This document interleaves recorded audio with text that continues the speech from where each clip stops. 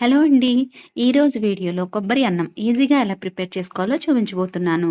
నేను చెప్పేటట్టుగా చేసుకుంటే కొబ్బరి అన్నం అనేది విడివిడిగా వస్తుంది. ఒక కొబ్బరికాయ తీసుకొని సన్నగా తరిగి పెట్టుకోవాలి. ఇలా తరిగి పెట్టుకున్నాక దీన్ని మిక్సీ జార్‌లోకి వేసుకొని పల్స్ ఇస్తూ మధ్య మధ్యలో వాటర్‌ని యాడ్ చేసుకుంటూ మిక్సీ చేసుకోవాలి.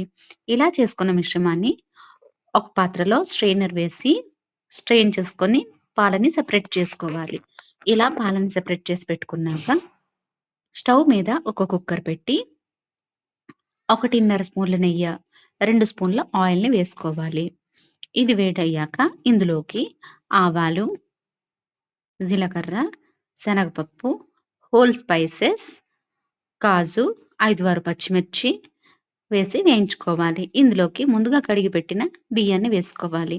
నేను 2 గ్లాసుల బియ్యాన్ని వేసుకుంటున్నాను. అందుకే 4 గ్లాసుల వరకు పాలను వేసుకోవాలి. ఇక్కడ కొబ్బరి పాలనేవి 3:30 గ్లాసుల వరకు వచ్చాయి. మిగతావి వాటర్ యాడ్ చేసుకొని వేసేసుకున్నాను.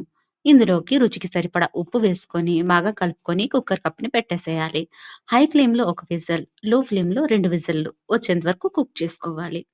ఇందులో మనం వెల్లుల్లి, అల్లం, ఉల్లి వేసుకోవచ్చు. కానీ నేను ప్రసాదం కోసం ప్రిపేర్ చేసుకుంటున్నాను. అందుకే అవి యాడ్ చేసుకోవట్లేదు.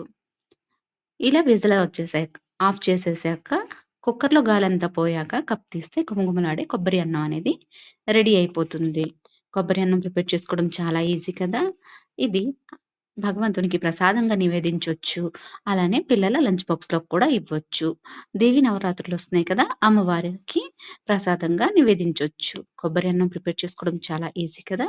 మీరు కూడా ట్రై చేసేయండి. Thank you.